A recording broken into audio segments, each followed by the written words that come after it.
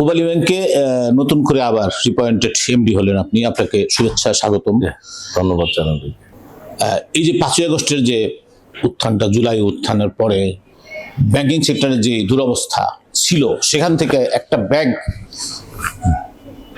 বিশেষ করে পূবালী ব্যাংক আপনার নেতৃত্বে কিভাবে এত ভালো করলো? আসলে পূবালী ব্যাংকের তো একটা ছোট ইতিহাস আছে। আমরা যদিও 1959-এ যাত্রা শুরু, কিন্তু যাত্রা শুরুটার সবসময় পথটা মসৃণ ছিল না, কখনো খুব ভালো ছিল। 1959 থেকে স্বাধীনতা পর্যন্ত যখন বেসরকারি ছিল তখন কন্টিনিউয়াসলি একটা ইমপ্রুভমেন্ট হয়েছে। আবার যখন সরকারি হয়ে গেছে তারপরে 84 সাল পর্যন্ত একটু খারাপ ছিল। মানে কি, 84 সালে যখন এটা বেসরকারি হয় তখন অলরেডি প্রবলেম ব্যাংকের মধ্যে পড়ে গেছে এবং 54% তখন ক্লাসিফাইড লোন ছিল। এখন যেমন অনেক ব্যাংকের আমরা শুনি যে 50%-এর উপরে ক্লাসিফাইড, সে অবস্থায়।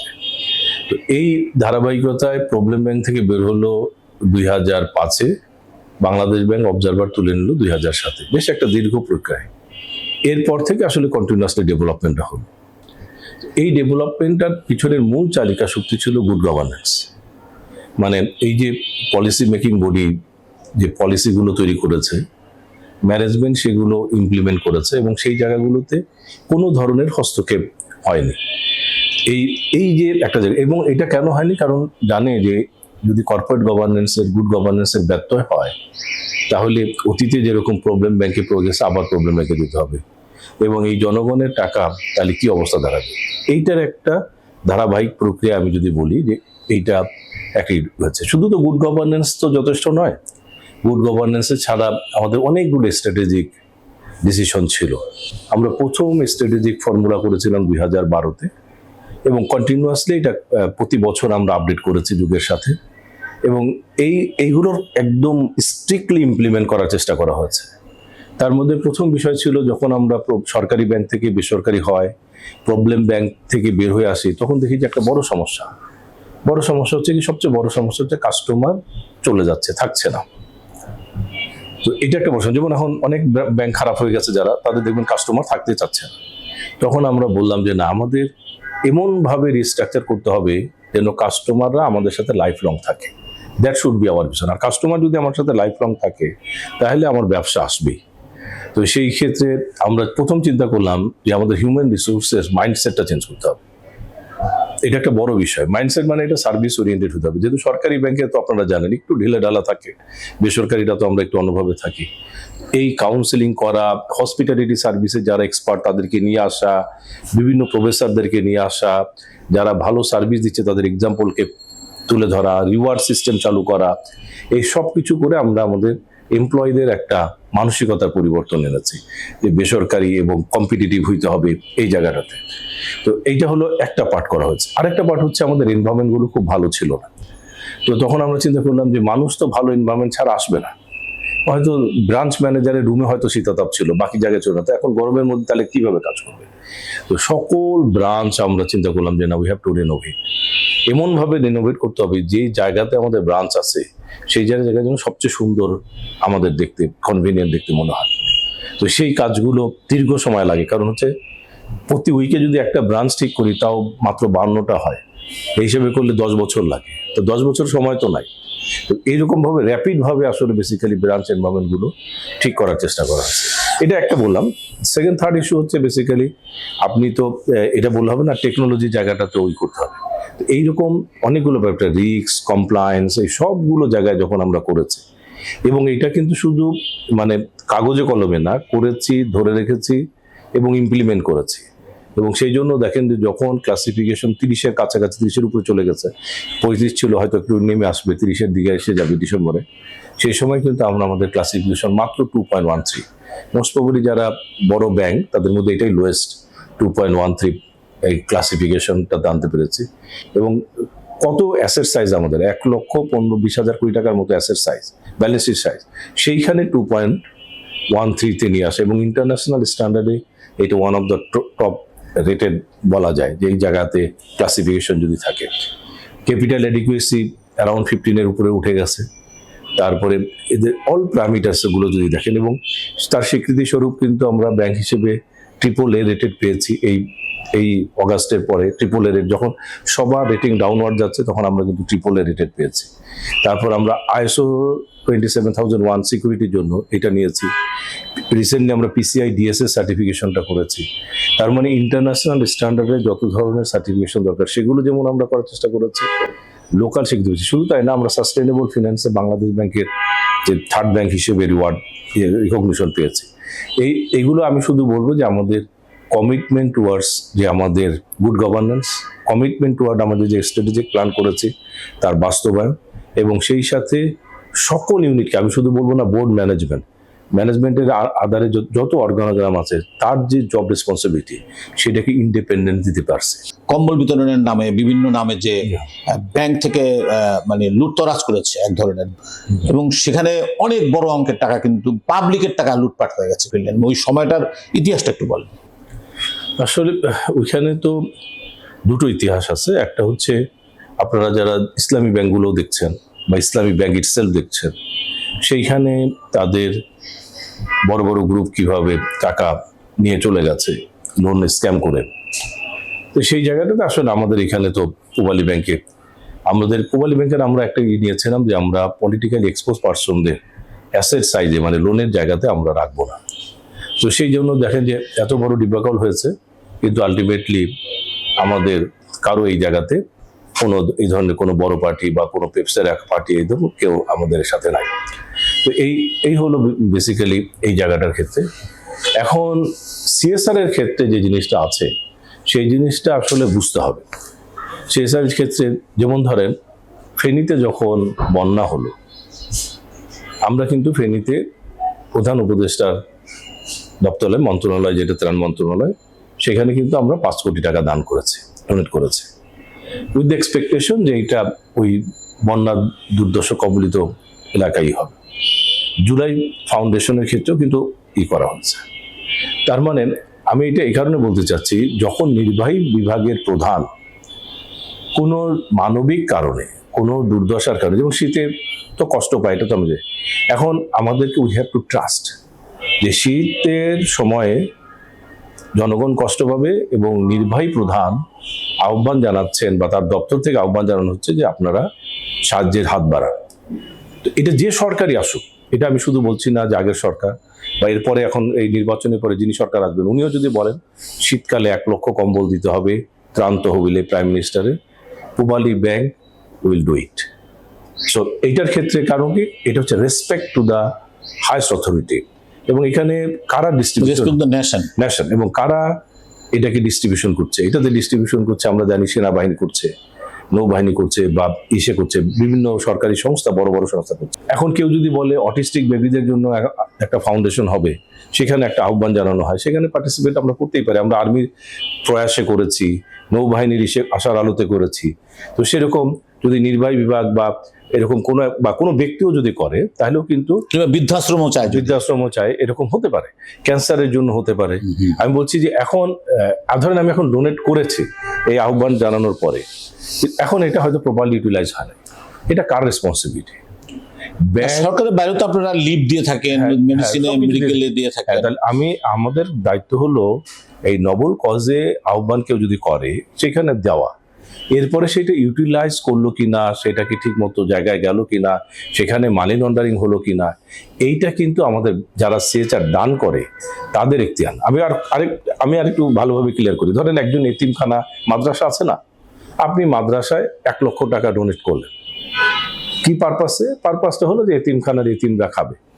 পরবর্তীতে দেখা গেল কমিটি সেই 1 লক্ষ টাকা খেয়ে ফেলে দিচ্ছে ধরেন, এই জন্য কি যিনি ডোনার তিনি দায়ী? We have to donate. কারণ হচ্ছে একটা মানবিক কজে যদি নির্বাহী বিভাগের প্রধান বা তার দপ্তর থেকে কোনো ডোনেশন চাওয়া হয়, তাহলে সেটাকে রেসপন্ড করা যদি একটা নাগরিকের এবং একটা প্রতিষ্ঠানের দায়িত্ব। এবং কিন্তু এটা যদি মিসইউজ হয়, যারা মিসইউজ করবেন তাদের কাছে, জাতির কাছে জবাবদিহি করতে হবে, তাদেরকে জবাবদিহি করতে হবে। কিন্তু যিনি আহ্বানে সাড়া দিলেন এই নবল কজে, তাকে জাতির সামনে আনাটা আমার দৃষ্টিভঙ্গিতে মনে হয় না। দেশের অর্থমন্ত্রী, অর্থ উপদেষ্টা, উনি নিজেও একজন ব্যাংকার ছিলেন। সবচেয়ে খারাপ সেক্টর যদি বলা হয় সেটা ব্যাংক সেক্টর অবস্থা খারাপ হয়েছে, এবং সবচেয়ে কিছু ভালো ব্যাংক উন্নতি করছে এবং খুব পজিটিভ ওয়েতে আগাচ্ছে, এর মধ্যে পূবালী ব্যাংক অন্যতম। সেক্ষেত্রে এই কোন মিরাকলে পূবালী ব্যাংক এই জায়গায় পৌঁছলো একটু জানতে চাই। আসলে না, ওই যে বললাম যে ধারাবাহিক গুড গভর্নেন্সের জায়গাটাতে এখানে আমরা যেহেতু কন্টিনিউয়াসলি কিছু প্রিন্সিপাল মেনটেন করছি পূবালী ব্যাংকের ক্ষেত্রে, আমরা বলেছি যে আমরা 5টা বেসিক নিডসের মধ্যে আমাদের লোন অ্যান্ড অ্যাডভান্সটা রাখবো। একটা হচ্ছে ফুড ইন্ডাস্ট্রি। ফুড মানে হচ্ছে আসলে অল ধরনের ফুড, মানে সেটা পোলট্রি ফিড হোক, অথবা ফিশ ফিড হোক, অথবা মানুষের ফিড হোক, অথবা এই যে যারা ইম্পোর্ট করে নিয়ে আসতেছে খাবার দাবার, মানে খাদ্য সংক্রান্ত ফুড ইন্ডাস্ট্রি। তারপরে গার্মেন্টস ইন্ডাস্ট্রি, মানে পোশাক শিল্প, এটা দেশীয় হোক বিদেশি হোক, স্পিনিং হোক, মানে যারা সুতা তৈরি করছে, তারপরে এর সাথে ফরওয়ার্ড ব্যাকওয়ার্ড লিঙ্কেজে যারা আছে। আবাসন খাত মানে হাউজিং, নট অনলি অ্যাপার্টমেন্ট বা কনস্ট্রাকশন অফ বিল্ডিং, এই যে যারা দিচ্ছে আপনার এই রড বানাচ্ছে, cement industry, rod industry, brick fields, এই সব কিছু মিলে basically housing society, housing sector. এই হাউজিংয়ে আমরা কাজ করতেছি। হেলথ সেক্টর তো বড় সেক্টর, ধরেন এই ডায়াগনস্টিক সেক্টর, ক্লিনিক, হসপিটাল, তারপরে আপনার ফার্মাসিউটিক্যালস, এই অংশটাতে। তারপরে হচ্ছে আরেকটা সেক্টর হচ্ছে এডুকেশন সেক্টর। এই এডুকেশন সেক্টরও প্রচুর ইউনিভার্সিটিস, কলেজেস, এখানে অনেক লার্নিংয়ের বিষয় আছে। আর সেই সাথে আমরা এনভায়রনমেন্ট নিয়ে কাজ করতেছি। এই জায়গাটাতে আমরা একটু কনফাইন করেছিলাম যে আমরা এই 6টা সেক্টরেই আমাদের প্রাধান্য থাকবে, এটা হলো 1 নম্বর। 2 নম্বর আমরা চিন্তা করেছিলাম যে লাইবিলিটি সাইডে পেপসের অ্যাকাউন্ট থাকতে পারে, কিন্তু লোনস অ্যান্ড অ্যাডভান্সে আমরা পেপসের অ্যাকাউন্টটাকে অ্যাভয়েড করব।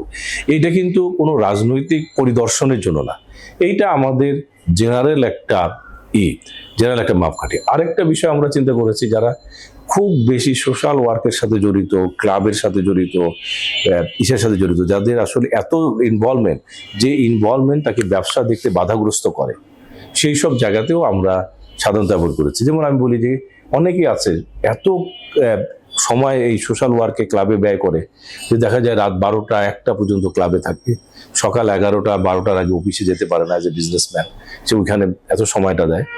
সেই সব পার্টির ক্ষেত্রে আমরা জেনারেলি অ্যাভয়েড করেছি। তো এইটা আমরা একটা বেসিক প্রিন্সিপালের মধ্যে, মানে কিছুটা লিখিতভাবে আছে, কিছু অলিখিতভাবে আছে।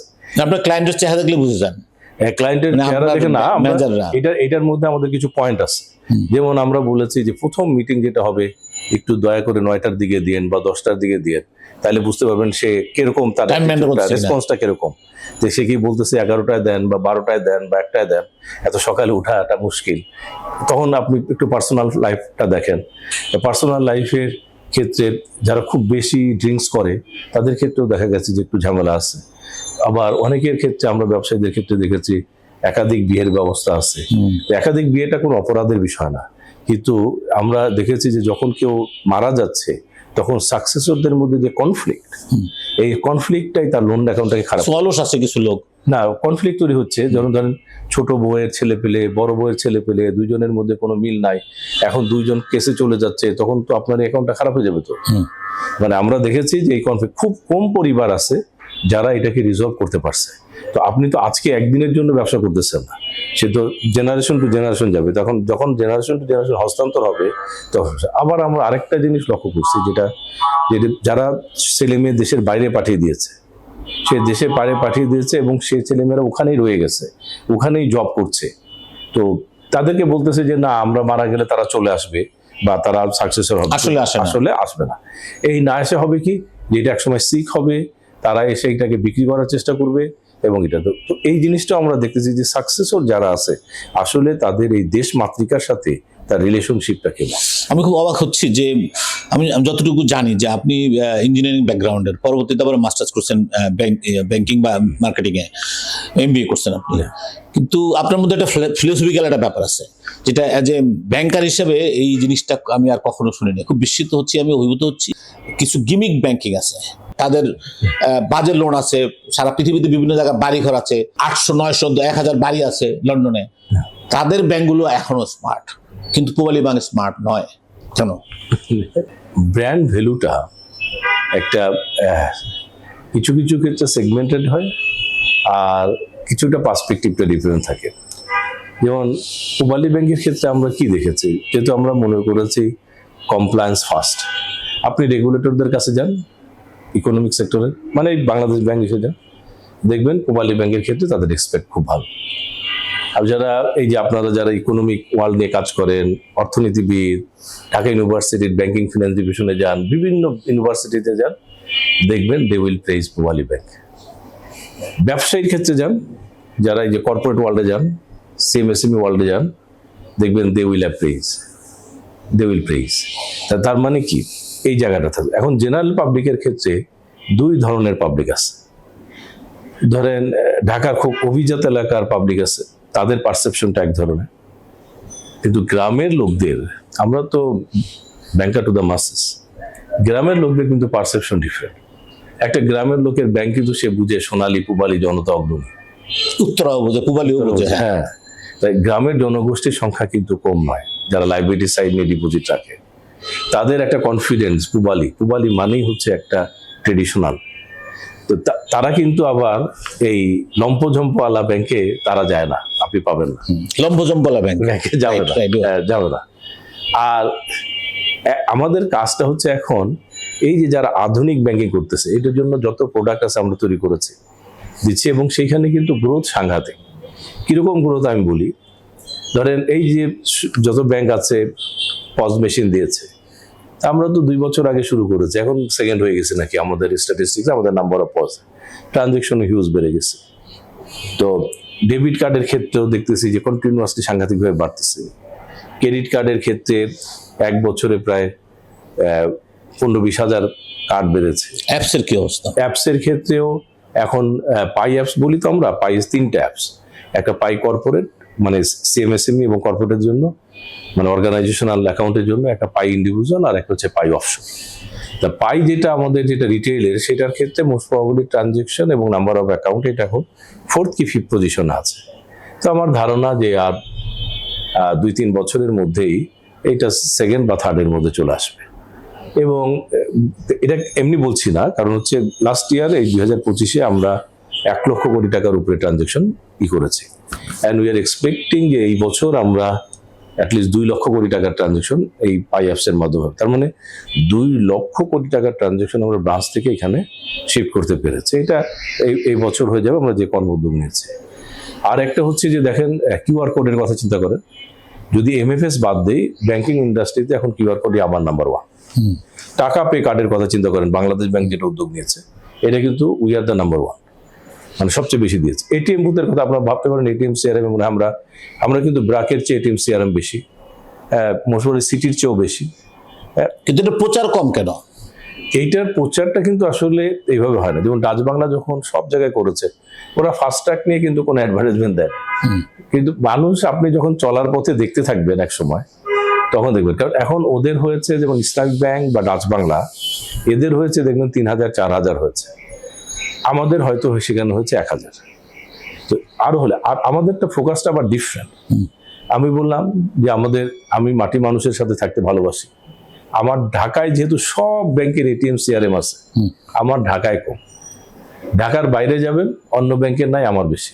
সিলেটে যান, যে দেখবেন প্রতিটা জায়গার আমার এটিএম সিআরএম। আপনি রংপুরে যান, আপনি দিনাজপুরে যান, আমি চাচ্ছি যে আসলে সবাই যে মার্কেটটার দিকে নজর নাই, রেসপেক্টটা আসলে অরিজিনাল। হ্যাঁ অরিজিনাল, আমি সেই জায়গাটাতে যেতে চাই, অর্গানিক। এবং এইটার আবার আমার একটা মূল মন্ত্র আছে। মূল মন্ত্র হচ্ছে প্রত্যেকটা ব্রাঞ্চের একটা করে এটিএম সিআরএম থাকতেই হবে। তার মানে কি, আমার ব্রাঞ্চ যেহেতু সারা বাংলাদেশ ব্যাপী ডিস্ট্রিবিউটেড, গ্রামে গঞ্জে আছে, তার মানে আমার এটিএম সিআরএম বুথ কোথায় আছে? গ্রামে গঞ্জে আছে। খেলাপি ঋণ বাংলাদেশ ব্যাংকিং এর খাতের অন্যতম বড় সমস্যা। তো পূবালী ব্যাংক ক্ষেত্রে কি ঝুঁকি কমাতে পারে, মানে কৌশল নেওয়া হচ্ছে এরকম কোনো? খেলাপি ঋণ হওয়ার শর্তগুলো চেঞ্জ হয়ে যাচ্ছে, যে 3টে ইনস্টলমেন্ট না দিলেই ক্লাসিফাইড হয়ে যাবে। আগে তো 6টা ছিল, 9টা ছিল, এরকম বিষয়গুলো ছিল। 9টা মানে কিন্তু অনেক। ধরেন এই যে কোয়ার্টারলি ইনস্টলমেন্ট যারা, 9টা মানে কয় বছর চিন্তা করেন তো, 2 বছরের বেশি। 6টা মানে 1.5 বছর টাকা দেয় নাই। এদেরকে তো 3 মাসের মধ্যে নিয়ে আসতে হবে, মান্থলি, মানে নট কোয়ার্টারলি। এই করতে যে আমরা 2025 চিন্তা করলাম যে আমাদের যারা জেনুইন কাস্টমার, তারাও তো এতগুলো বকেয়া টাকাটা দিয়ে তারপরে আবার রেগুলার হতে হবে। এই জন্য আমরা সারা বছর শুধু রিকভারি কনফারেন্স করেছি এবং বিজনেস কনফারেন্স করেই নাই বললে চলে, শুধু রিকভারি কনফারেন্স করা হয়েছে। তো সেই প্রেক্ষাপটে আমি বলবো যে আমরা সাকসেস হয়েছি এবং বললাম যে একদম ক্লাসিফিকেশন একদম লোয়েস্ট 2.13%। এটা কিন্তু 4-5 পর্যন্ত উঠে গিয়েছিল IMF এর রুল অ্যাপ্লাই করার পর। তারপরে সব টাকা আদায় করতে করতে করতে করতে আস্তে আলটিমেটলি 3-এর নিচে নামানো হয়েছে। একটা প্রশ্ন সেটা হলো যে আপনার ধরেন অনেক পুরনো ব্যাংক পূবালী ব্যাংক, কিন্তু অনেক পুরনো ঐতিহ্যের হলেও ওয়ার্ল্ড ওয়াইড কিভাবে মানে গ্লোবাল ব্যাংকিং এ আপনারা কোন লেভেলে আছেন বা কিভাবে আগাচ্ছেন? ভিসা মাস্টার কার্ড দুটাই আমাদের সাথে আছে। আমরা কিন্তু প্রিন্সিপাল মেম্বার, এটা কিন্তু অ্যাসোসিয়েট মেম্বার আছে, প্রিন্সিপাল মেম্বার। অনেক ব্যাংক কিন্তু অ্যাসোসিয়েট মেম্বার, ওরা বলে না, মানে আরেকটা প্রিন্সিপাল মেম্বারের অধীনে কাজ করে। আমাদের কিন্তু দুটার ক্ষেত্রেই আমরা প্রিন্সিপাল মেম্বার। এটা শুধু তাই না, আমাদের লাউঞ্জ কি আছে, আপনার ওয়ার্ল্ড কার্ড আছে, সিগনেচার কার্ড আছে, প্লাটিনাম কার্ড আছে। এবং লাউঞ্জ কার্ড যেটা দিচ্ছি সারা পৃথিবীব্যাপী যত লাউঞ্জ আছে আপনি you can use it free. এই লাউঞ্জ কিটা মানে হচ্ছে বিদেশে, বিদেশের সাথে ভিসা ওয়ার্ল্ড ওয়াইড একটা চুক্তি করে, মাস্টার কার্ড একটা চুক্তি করে। ফলে আপনি যদি এই কার্ডটা নিয়ে যান, দ্যাট ইজ এই কার্ডের মধ্যে ইনবিল্ট লাউঞ্জ কি আছে। আপনি ইন্ডিয়াতে যে করতে পারবেন, সৌদি আরবে যে করতে পারবেন। আচ্ছা আচ্ছা, ইন্টারন্যাশনালি আছে এটা? ইন্টারন্যাশনালি, হ্যাঁ। এটা কি আপনারই প্রথম? আমরা প্রথম না, এটা আসলে ভিসা মাস্টার কার্ড করে দেয় ওরা। হ্যাঁ, ভিসার জন্য করে আমাদের শুধু যেহেতু আমরা বড় বড় কার্ড হোল্ডারদের যেটা এলিজিবল করে সেটা প্লাটিনাম, সিগনেচার, ওয়ার্ল্ড কার্ড এগুলোর করে। তো এই যেহেতু আমরা ভিআইপি কাস্টমারদেরকে এই ধরনের কার্ড দেই, তারা বিদেশে যে লাউঞ্জ ব্যবহার করতে পারে, কোনো অসুবিধা নেই। বাংলাদেশের এখন 70% মানুষ বিকাশ ইউজ করে। ট্রাস্ট ব্যাংকের ছিল একটা টি ক্যাশ। এই জায়গাটাতে আসলে আমরা যেতেই চাই না। আমাদের হলো পাইপ ব্যাংকিং হবে, আমার যারা কাস্টমার হবে তারা এনজয় করবে অল ফ্যাসিলিটিস। আর এই যে গ্রামে গঞ্জের দোকানে ক্যাশ ইন ক্যাশ আউট হওয়া, এইটা আসলে ব্যাংকের রেসপন্সিবিলিটির মধ্যে পড়ে না, এটা পরে এমএফএস দের পার্ট। এটা এমএফএস তো অবশ্যই, কিন্তু এটা এমএফএস রাই করবে। আর আমি কেন গ্রামে গঞ্জের সব জায়গায় ক্যাশ প্রমোট করব? আমি তো প্রমোট করব ক্যাশলেস সোসাইটি। দুইটার মধ্যে পার্থক্য। আপনি আমেরিকান ব্যাংকগুলো দেখেন, একটাও কোনো দোকানের মাধ্যমে ক্যাশ ইন ক্যাশ আউট করে না। ইউরোপের ব্যাংকগুলো দেখেন, একটাও ক্যাশ ইন ক্যাশ আউট করে না। Cashless society. হ্যাঁ, আমাদের দায়িত্ব হচ্ছে ক্যাশলেস সোসাইটি করা। এখন আমাদের দেশে হয়েছে কি, যে আমরা যে বিকাশ বা আদার জিনিসটা দেখতেছি, এটা ক্যাশ বেস সোসাইটি প্রডিউস করতেছে। আপনি 10,000 টাকা পাঠাইলেন একটা আপনার কাজের লোককে, সে করলো কি 10,000 টাকা দোকানে গেল, এই 14 টাকা না 13 টাকা 10 টাকা একটা চার্জ দিল 1000 টাকায়, 140 টাকা দিয়ে সে 10,000 টাকাটা 14,000 টাকা বা 10,000 টাকা নিয়ে আসলো। এই যে আসলে তার মানে কি, we are creating cash base society. এই ক্যাশ ইন ক্যাশ আউটটা সারা বাংলাদেশে ছড়িয়ে দিয়েছে ব্রাঞ্চ নেটওয়ার্কের মতো। আমরা ব্রাঞ্চে যেমন ক্যাশ রিসিভ ক্যাশ পেমেন্ট করি, সেটা ছড়িয়ে দিয়েছে। আসলে এইটা তো হওয়ার কথা না। হওয়ার কথা ছিল প্রতিটা দোকানে থাকবে কিউআর কোড, প্রতিটা দোকানে থাকবে pay and touch and go, প্রতিটা দোকানে থাকবে পজ মেশিন, প্রতিটা দোকান থাকবে ই কমার্সের সাথে কানেক্টেড, এই গেটওয়ের সাথে। তাহলে হবে কি, তাহলে জনগণ তার অ্যাপসটা নিয়েই সেই ই কমার্স ট্রানজাকশনও করতে পারে, সে টাচ অ্যান্ড গো করতে পারে এনএফসি ওপেন করে। কিন্তু ওরা বিকাশে খুব অভ্যস্ত। বিকাশে কি আমরা এখনো যে ক্যাশ বেস, এখন আমার কার্ড থেকে আমি ট্রান্সফার করতে পারি বিকাশে, এটা তো আপনি ক্যাশলেস বলতেছেন। হ্যাঁ, ক্যাশলেস এইটা ট্রান্সফার না, আপনি ট্রান্সফার করাটার চেয়ে বড় বিষয় হচ্ছে আপনি সকল কেনাকাটা একদম মাইক্রো লেভেল সবই যদি আপনি ক্যাশলেস করতে পারেন, তাহলে তো আপনার এই যে ক্যাশ ইন ক্যাশ আউটের খুব একটা দরকার হবে। সেই জায়গাটাতে আমাদের দেশকে যেতে হবে। এই জন্য আমি কিন্তু এই যে আমাদের মেজর ফোকাস পূবালী ব্যাংকের পক্ষ থেকে, যে আমরা we want to establish cashless society, not cash base society. Cashless সোসাইটিকে মানুষ কিন্তু তেমন একটা বুঝে না, এটা কি করে আরো ভালো করে বোঝাবেন? এইটা আসলে বুঝাইতে হবে কিভাবে, যেমন আমাদের যখন সকল দোকানে পূবালী ব্যাংকের কিউআর কোড থাকবে, সকল কাস্টমার যখন তাদের অ্যাপস, যার যার যে ব্যাংকের যে কাস্টমার সে অ্যাপস দিয়ে কিউআর কোডে ট্রানজাকশন করতে পারবে। সে যেমন আমরা একটা পজ মেশিন দিই, যে কোনো ব্যাংকের কার্ড দিয়ে সে ট্রানজাকশন করতে পারবে। এই ফ্যাসিলিটিসটা ক্রিয়েট করে দেওয়ার দায়িত্ব আমাদের। আর কি, অ্যাওয়ারনেস ক্যাম্পেইন করা আমাদের দায়িত্ব, যে ভাই আপনি এই ক্যাশে ট্রানজাকশন না করে আপনি কন্টিনিউয়াসলি আপনি কার্ডে ট্রানজাকশন করেন অথবা অ্যাপসে ট্রানজাকশন করেন, তাহলে আপনার সকল ট্রানজাকশন ট্রেস থাকবে, যে কোন ট্রানজাকশনটা আপনি কোন কারণে। আমরা এখনো কিন্তু ব্যাংকের 8-10টা ব্যাংক আপনারা খুব ভালো আছেন। মানে বিষয়টা হচ্ছে এরকম যে মানুষ কান্নাকাটি করছে, আমরা ফেসবুকে দেখছি, ডিজিটাল মিডিয়াতে দেখছি যে টাকা রাখছে, টাকা ফেরত দিচ্ছে না। এই সংকট থেকে কি করে ক্রিস্টাল ক্লিয়ার হবো আমরা? আসলে বাংলাদেশ ব্যাংক তো অনেক উদ্যোগ নিচ্ছে, বুঝছেন। সেই উদ্যোগগুলো যদি সব সার্থক হয়, যেমন আগে ছিল রিঅ্যাক্টিভ, তার মানে লোন নিলেও খারাপ হয়ে গেলে তাহলে দেখবে। এখন কিন্তু আরবিএস সিস্টেম, আরবিএস সিস্টেম মানে হচ্ছে যে প্রোঅ্যাক্টিভ নেচারের। জি। তারপর IFRS 9। তো এখন বাংলাদেশ ব্যাংক অডিট করবে বড় টিম নিয়ে, আগে করতো 2 জন বা 3 জন নিয়ে, এখন করবে 9-10 জন 11 জনের একটা টিম নিয়ে। বিভিন্ন এরিয়াতে দেখবে, আইটিতে দেখবে, অ্যাসেটের জন্য দেখবে, ডে টু ডে কম্প্রিহেন্সিভ দেখবে, সারা বছর তারা থাকবে। তার মানে এই রুলস রেগুলেশনগুলো যদি রিয়ালি প্রেশার ছাড়া করা যায় করে, তাহলে কোনো ব্যাংক খারাপ হতে পারে। রেটিং সিস্টেমটাও চেঞ্জ হয়ে গেছে। আগে যেমন ক্যামেল রেটিং হতো, এখন আরবিএস এর মাধ্যমে একটা রেটিং হবে, তাহলে সবাই তো ভালো রেটিং পাওয়ার জন্য চেষ্টা করবে। তো এখন এইটা হলো একটা সিচুয়েশন, কিন্তু সবসময় একটা জিনিস মাথায় রাখবেন যে স্টেট যখন কোনো ক্রাইমের স্পন্সর করে তখন কিন্তু কোনো রুলস রেগুলেশন মিটিং আছে ব্যাংকে, এটা আমরা যেটাই বলি, যখন স্টেট স্পন্সর করে কোনো রুলস রেগুলেশনে, মানে কোনো ইস্যুর ক্ষেত্রে স্টেট স্পন্সর হয়, তখন কিন্তু সেটা প্রতিরোধ করা খুবই ডিফিকাল্ট। ব্যাংক সেক্টরে আপনার পূবালী ব্যাংক এখন কিভাবে এগুচ্ছে, ভবিষ্যৎ কি এবং পরিকল্পনা কি, এবং আরো ডিজিটাইজ কিভাবে করা যায়, এবং প্রচার প্রমাণটা আপনারা আরো পিছিয়ে আছেন, যে অর্জন আপনাদের, সে অর্জনটাকে আমরা দেখতে পাচ্ছি না, আরো বেশি দেখতে চাই, কি করে সম্ভব? প্রচারটা যদি সাস্টেনেবল করতে হয় তাহলে এটা মাউথ ওয়ার্ডে ছড়াতে হবে। 2026-এ আমরা চাচ্ছি এমন পরিকল্পনাগুলো নিতে যেখানে মানুষের মাউথ ওয়ার্ডে ছড়িয়ে যাবে যে পূবালী ব্যাংক ভালো ব্যাংক। এই যে বললেন টেকনোলজি ওরিয়েন্টেড ব্যাংক, এই জায়গাটা, এটার একটা এক্সাম্পল বলি। যারা একটা লেভেলে উঠে যায়, যেমন হার্ভার্ড ইউনিভার্সিটি ওয়ার্ল্ডের নাম্বার 1, বাংলাদেশে কি কোনো ওদের অ্যাডভার্টাইজিং সেন্টার আছে? কোনো অ্যাডভার্টাইজমেন্ট দিয়েছে কোনো মিডিয়াতে, কোনো কিছুতে? কিন্তু এমন কোনো গ্রাজুয়েট পাবেন না যে হার্ভার্ড ইউনিভার্সিটির নাম জানে না। অথবা ধরেন আমি একটা ক্লাস, ক্যামব্রিজ জানে না, ক্যামব্রিজ জানে না, অক্সফোর্ড জানে না, বা ওই যে MIT জানে না, এরকম হবে না। তার মানে কি, এইটা আমরা জানলাম কিভাবে? আমরা অনেকেই প্রোডাক্টই ব্যবহার করিনি। হার্ভার্ডের গ্রাজুয়েট তো আমি কোনোদিন দেখিনি, হ্যাঁ, বা প্রেস্টনের দেখিনি, বা MIT-র দেখিনি, কিন্তু নামটা জানি কিভাবে? তারা কি বাংলাদেশে অ্যাডভার্টাইজমেন্ট করেছে? না।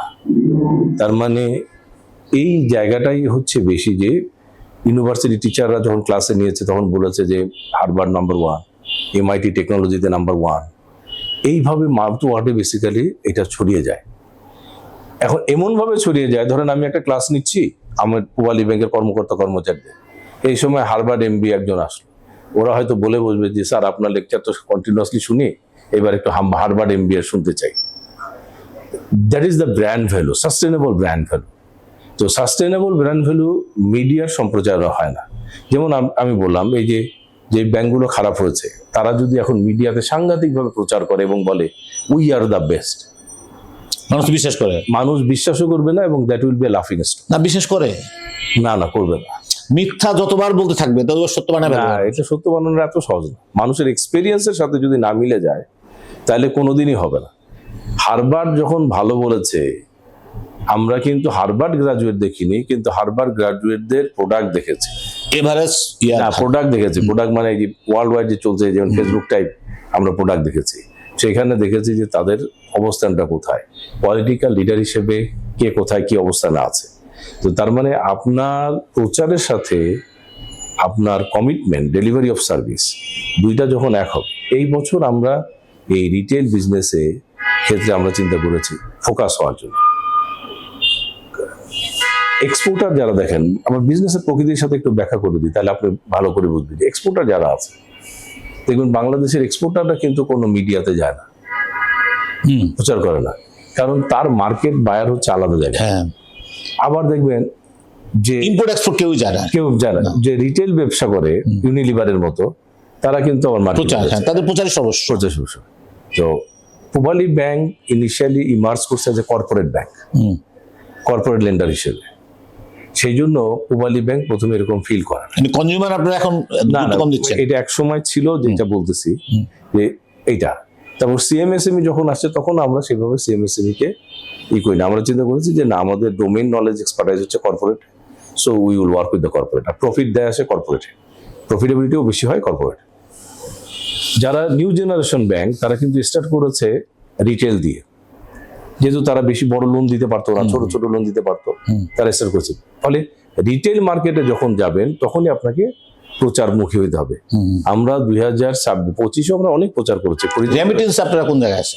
রেমিটেন্সে তো 3 বা 4 নম্বর এরকম একটা ফিগারের মধ্যে আছে। আর এখন রিটেল মার্কেটের ক্ষেত্রে আমরা বেসিক্যালি যেটা চিন্তা করেছি সেটা হচ্ছে যে 2026 আমাদের মেজর প্রায়োরিটি হবে রিটেল এবং সিএমএসএমই, এবং আশা করি যে আমরা সেই জায়গায় ব্যাপকভাবে সাড়া ফেলব। বাংলাদেশ ব্যাংক সবসময় সহযোগী প্রতিষ্ঠান, সবসময় হেল্প করে। আমি তো পূবালী ব্যাংকের ক্ষেত্রে দেখেছি যে বেসিক্যালি যেটা মনে হচ্ছে যে এটা আসলে বিজনেসের জন্য অন্তরায় অ্যাপ্রোচ করেছে, তার সাথে সাথে পুনর্বিবেচনা করেছে এবং দিয়েছে। কমপ্লায়েন্সের ক্ষেত্রে তো বাংলাদেশ ব্যাংকের এটা রেসপন্সিবিলিটি যে আমি আসলে কমপ্লায়েন্ট কিনা।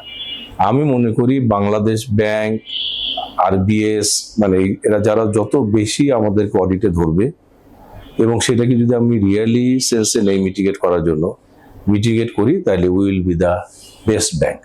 আর আমরা যদি এটা না করি তাহলে আসলে হবে কি, আমরা যদি বাংলাদেশ ব্যাংকের ব্যাংকগুলো মনে করি যে বেশি স্ট্রিক্ট হচ্ছে, আমাদের ব্যবসার ক্ষতি হচ্ছে, তাহলে আসলে দিন শেষে ওই খারাপ ব্যাংকে পরিণত হবে।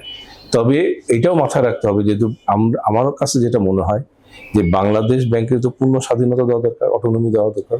কারণ বাংলাদেশ ব্যাংকে যদি কেউ প্রভাব বিস্তার করতে পারে, কোনো সংস্থা, কোনো সেক্রেটারিয়েট, তাহলে আসলে বাংলাদেশ ব্যাংকের জন্য এটা একটা প্রবলেম আমার কাছে মনে হয়। তো বাংলাদেশ ব্যাংক যদি অটোনমি পায়, তাহলে আমার কাছে মনে হয় যে তারা অনেক বেশি প্রুডেন্টলি অ্যাক্ট করতে পারবে। 12 ফেব্রুয়ারি যদি নির্বাচন হয়, যদি বলছি এখনো নির্বাচন নিয়ে অনেকেই বলছে যে নির্বাচন হবে কি হবে না, মানুষের মধ্যে একটা শঙ্কা তৈরি হচ্ছে। যদি নির্বাচন হয়, নির্বাচন পরবর্তী সরকারের কাছে ব্যাংকিং সেক্টরের একজন ব্যাংকিং লিডার হিসেবে আপনার কি প্রত্যাশা? আসলে আমি বিশ্বাস করি নির্বাচন হবে এবং নির্বাচন হতেই হবে, এবং নির্বাচনী সরকার ছাড়া বেসিক্যালি এন্টারপ্রেনারশিপ গ্রো করে না, ইনভেস্টমেন্ট এনভায়রনমেন্ট আসে না, এবং পাবলিক কনফিডেন্স, ইন্টারন্যাশনাল কমিউনিটির কনফিডেন্স, এই জিনিসটা আসে না। এবং যখন ডেমোক্রেটিক গভর্নমেন্ট না থাকে, সেই সরকারটা দুর্বল সরকার থাকে। দুর্বল সরকার বেশি দিন থাকাটা দেশের জন্য ভালো মনে হয় না। আমার কাছে যেটা মনে হয় যে সরকারই আসবে, আমার মনে হয় ফিনান্সিয়াল সেক্টরটাকে মানে রিফর্ম করা দরকার, এবং ফিনান্সিয়াল সেক্টরের ক্ষেত্রে যে আমাদের রেগুলেটর যাকে, তাকে অটোনমি দেওয়া দরকার। এবং শুধু অটোনমি না, বেসিক্যালি অটোনমির সাথে সাথে ধরেন তাদের স্যালারি স্ট্রাকচার, তাদের পে স্কেল, তাদের সবকিছু আলাদা উচিত। কারণ আমি একটা ছোট একটা এক্সাম্পল দিই, দেখেন আমি প্রতি বছর ধরেন 20-25 হাজার কোটি টাকার লোন স্যাংশন করি, তাহলে বাংলাদেশ ব্যাংক তো এরকম সব ব্যাংক মিলে সেটা দেখে, তার দেখা উচিত। ধরেন আমি 100 কোটি টাকার কথা চিন্তা করি, 100 কোটি টাকা, এই 20-22 হাজার কোটি টাকা না, 100 কোটি টাকা যদি আমি ভালো লোন দেই, তাহলে ধরেন ডিপোজিটের খরচ বাদ দিয়ে 3% থাকে, তাহলে আমার 3 কোটি টাকা ধরেন প্রফিট হবে। তো 3 কোটি টাকা যদি প্রফিট, আর যদি স্প্রেড 5 হয়, তাহলে 5 কোটি টাকা প্রফিট হবে।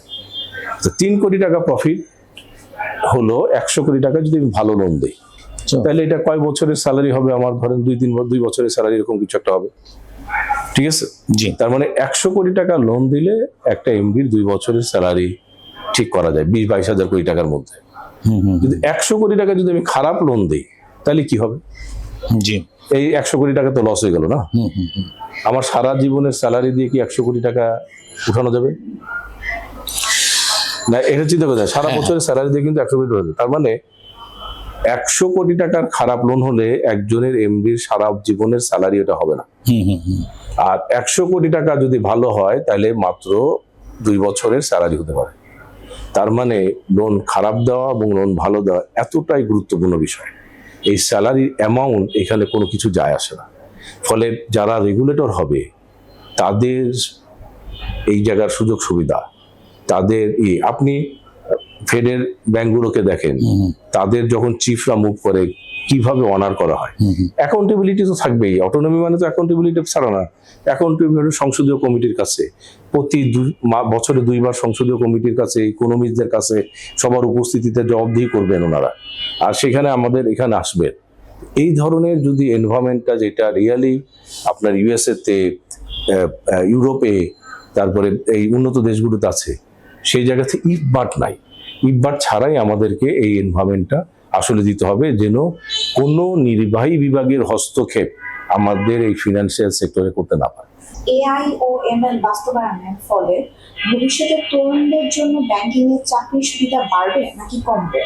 আপনার বাস্তব মূল্যায়ন। আসলে প্রযুক্তির ক্ষেত্রে অনেকেরই একটা আশঙ্কা থাকে, বিশেষ করে আর্টিফিশিয়াল ইন্টেলিজেন্স, মেশিন লার্নিংস এর ক্ষেত্রে সবার একটা টেনশন হচ্ছে যে চাকরি থাকবে কি থাকবে না, চলে যাবে কি চলে যাবে না। আসলে এটার একটা এক্সাম্পল দিই। যখন ফার্স্ট ইন্ডাস্ট্রিয়াল রেভলিউশন হলো, ফার্স্ট ইন্ডাস্ট্রিয়াল রেভলিউশনের ক্ষেত্রে কি হলো, আগে গরুর গাড়ি ছিল, ঘোড়ার গাড়ি ছিল, ঘোড়ায় চড়তাম, এখন স্টিম ইঞ্জিন আবিষ্কার হলো। তখন মানুষের ধারণা হলো আয় হায় এই তো যন্ত্র তো নিয়ে চলে যাবে, তাহলে আমরা যে এত হাজার হাজার লোক চাকরি করতেছি, ঘোড়ার গাড়ি চালাচ্ছি, গরুর গাড়ি চালাচ্ছি, তাদের চাকরির কি হবে? আসলে চাকরি বাড়ছে না কমছে, গাড়ির সংখ্যা এত বেশি হয়ে গেছে যে ওইটা ওভারপাস করেছে। যখন পাওয়ার লুম তৈরি হলো, আগে হাতে হ্যান্ডলুম ছিল, হ্যান্ডলুমে এই একটা দুইটা করে গামছা, লুঙ্গি, শার্ট প্যান্টের কাপড় তৈরি হতো মোটা মোটা। পাওয়ার লুম তৈরি হলো বলে আরে বাপরে বাপ, 10,000-এর হ্যান্ডলুমে যা তৈরি হয় এরকম একটা ছোট্ট ঘরে সেটা তৈরি হয়ে যায়, এরকম চিন্তা হলো। কিন্তু তখন কি হতো, তখন মানুষ, আমাদের বাপদাদার গল্প শুনবে যে 2টা শার্ট ছিল বা 3টে শার্ট ছিল, এখন মানুষের 20টা 25টা 30টা কাপড়। আগে যে সবচেয়ে বড় লোক ছিল হ্যান্ডলুমে, তার 100টা বা 200টা মেশিন থাকতো, 100-200 লোক কাজ করতো। এখন গার্মেন্টসে যে দেখেন 80,000, 90,000, 70,000, 60,000 কাজ করছে। এক্সপোর্ট বাড়ছে, মানে কাজের প্রকৃতিটা চেঞ্জ হয়েছে, মানুষ কষ্ট করে এরকম হাত পা নাড়াইতে হচ্ছে না হ্যান্ডলুমের মতো, বাট মেশিনের জন্য কাজ করতেছে। এটা শুধু এটা না, মানে এই সকল জায়গাতে বেসিক্যালি ওয়ার্কের প্যাটার্নটা চেঞ্জ হয়ে যাবে, কিন্তু অনেক বেশি আউটপুট দিবে। কেন এই জায়গাটা আরেকটু ব্যাখ্যা করি। 15 years ব্যাক আমাদের টোটাল অ্যাসেট সাইজ 10,000 কোটি টাকার নিচে ছিল। মানে তার মানে 50 বছরের ক্যাপিটাল অ্যাকুমুলেশন হয়েছিল মাত্র 10,000 কোটি টাকা। আর এখন গত বছর আমার 1 বছরে বেড়েছে 15,000 কোটি টাকা, তার মানে 150 টাইমস মোর। 15 years পরে যে সিও আসবে সে বলবে যে 15 বছর আগে একটা সিও ছিল, নাম মোহাম্মদ আলী, তার সময় অ্যাসেট সাইজ ছিল 1 লাখ কোটি টাকা, আর এখন আমি বছরে বাড়াই 1 লাখ কোটি টাকা। এই বর্তমান প্রযুক্তি দিয়ে কি ওই ব্যক্তি 1 লাখ কোটি টাকা বাড়াতে পারবে? নো, বাড়াতে পারবে না। তাহলে তাকে যে প্রযুক্তি আনবে, লোক সংখ্যা কমবে না, কিন্তু প্রতি বছর অ্যাসেট বাড়বে। কিভাবে বাড়বে? মানুষ ঘরে বসে সিদ্ধান্ত পাবে, এখানে বসে ব্যাকএন্ডে দেখবে, রিস্ক করে দেখবে। তখন আমার কত লোক ছিল? তখন ছিল 8,500, 9,000 লোক। এখন যে 10,000-এর জায়গায় এখন 10 গুণ বাড়িয়ে 1,20,000 কোটি টাকা দেখি, মানে ব্যালেন্স শিট সাইজ, এখন আমার লোক হচ্ছে 10,500। তার মানে বাড়ছে 1,000, কিন্তু আমার বাড়ছে কত? 12 গুণ বাড়ছে। তাহলে তার মানে কি, আমার ওই সময় যে সিও আসবে, যে এআই নিয়ে কাজ করবে কমপ্লিটলি 100%, সেই সময় বছরে বাড়বে এখন আমার টোটাল সাইজটা। তার মানে কি, লোক হয়তো বাড়বে আরো 1,000, 2,000। তার মানে কমার কোনো সুযোগ নাই, লোকজন কমার কোনো সুযোগ নাই। কাজের প্রকৃতি চেঞ্জ হবে, রিস্ক প্যাটার্ন চেঞ্জ হবে, সাইবার সিকিউরিটি নতুন ধরনের অ্যাটাক আসবে, সেটাকে ম্যানেজ করার জন্য আরেক ধরনের লোক লাগবে, এবং এভাবেই পৃথিবী এগিয়ে যাবে।